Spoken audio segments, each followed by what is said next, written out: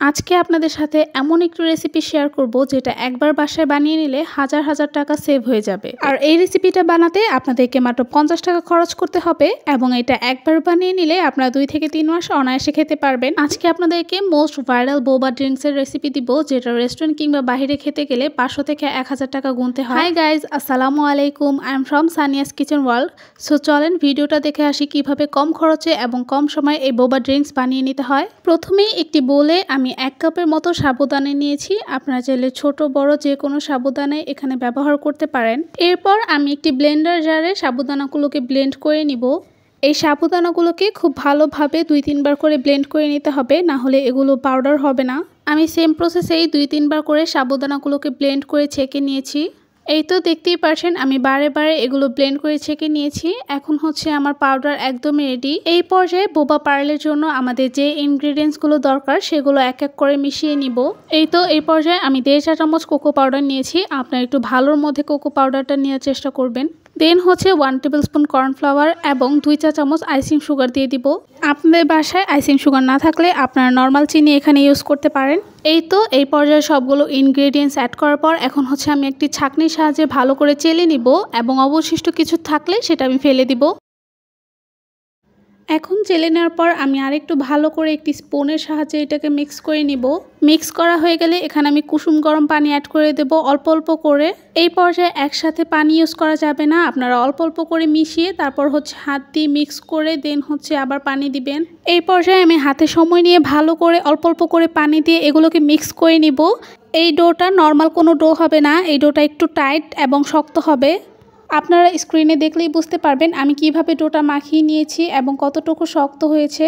এই তো আমার ডোটা একদমই রেডি। এর থেকে আমি অল্প একটু ডো নিয়ে হাত দিয়ে ঘুরিয়ে ঘুরিয়ে এরকম ছোট বল আকৃতি করে নিব। আর আপনারা দেখলেই বুঝতে পারবেন আমি কতটুকু পরিমাণ নিয়ে এই পার্লগুলো তৈরি করে নিয়েছি।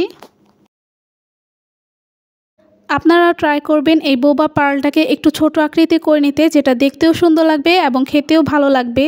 বোবা পার্লগুলোকে আকারে বড় করতে এটা চিবিয়ে খেতেও ভালো লাগবে না, দেখতেও ভালো লাগবে না। আর দোকানে এরকম সাইজেরই করে থাকে। এই তো আমার বোবা পার্ল একদমই রেডি। আমি এর থেকে দ্বিগুণ বোবা পার্ল তৈরি করে নিয়েছি 1 কাপ সাবুদানা দিয়ে।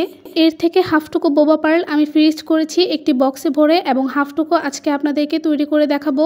এই তো এখন হচ্ছে আমি ফুটন্ত গরম পানিতে বোবা পার্লগুলো দিয়ে এটাকে ভালো করে 10 থেকে 15 মিনিট হাতে সময় নিয়ে সেদ্ধ করে নিব।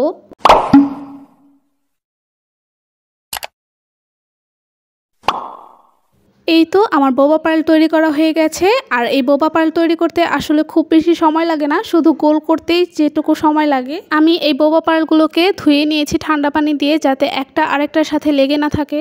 দেখতেই পারছেন পার্লগুলো কতটা সুন্দর হয়েছে। এখন হচ্ছে আমি ফাইনাল টাস্কে চলে যাব। যেহেতু কম খরচে এটা আমি আপনাদের সাথে শেয়ার করছি, তাই এখানে হচ্ছে আমি ব্রাউন সুগার না দিয়ে গুড় দিয়ে দিয়েছি। আমি এই পর্যায়ে 1/3 কাপ গুড় দিয়েছি এবং হাফ কাপের মতো পানি দিয়েছি। দেন হচ্ছে একটু সামান্য কোকো পাউডার দিয়ে দিয়েছি। আপনারা চাইলে এই পর্যায়ে কোকো পাউডারটাকে স্কিপ করতে পারেন। বাহিরের দেশে যারা বোবা পার্ল তৈরি করে তারা হচ্ছে ব্রাউন সুগার ইউজ করে, বাট যেহেতু আমি কম খরচে এটা তৈরি করে দেখাবো তাই হচ্ছে আমি গুড় নিয়ে নিয়েছি। কথা বলতে বলতে গুড় আর পানির মিশ্রণটা ঘন হয়ে আসার পর আমি বোবা পার্লগুলো এটাতে অ্যাড করে দিয়েছি।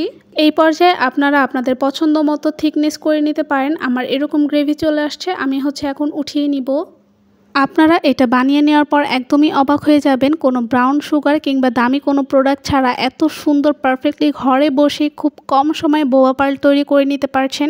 আপনারা কিন্তু দেখতেই পারছেন হুবহু রেস্টুরেন্টের মতো লুক আসছে আমার এই বোবা পার্লের, এবং এটা কিন্তু খুব কম সময় এবং খুবই কম খরচে এটা আমি বানিয়ে নিয়েছি। আপনারা যদি একবার হলেও আমার এই রেসিপিটা ফলো করে বাসায় বানিয়ে নিন তাহলে আর কখনোই দোকান থেকে কিনে খেতে যাবেন না। ট্রাস্ট মি, আমি আপনাদেরকে হাইলি রেকমেন্ড করব এই বোবা পার্লগুলো বাসায় একবার হলেও বানিয়ে নেবেন। এই রেসিপিটা একদমই পারফেক্ট হয়েছে এবং নো ফেল একটু রেসিপি।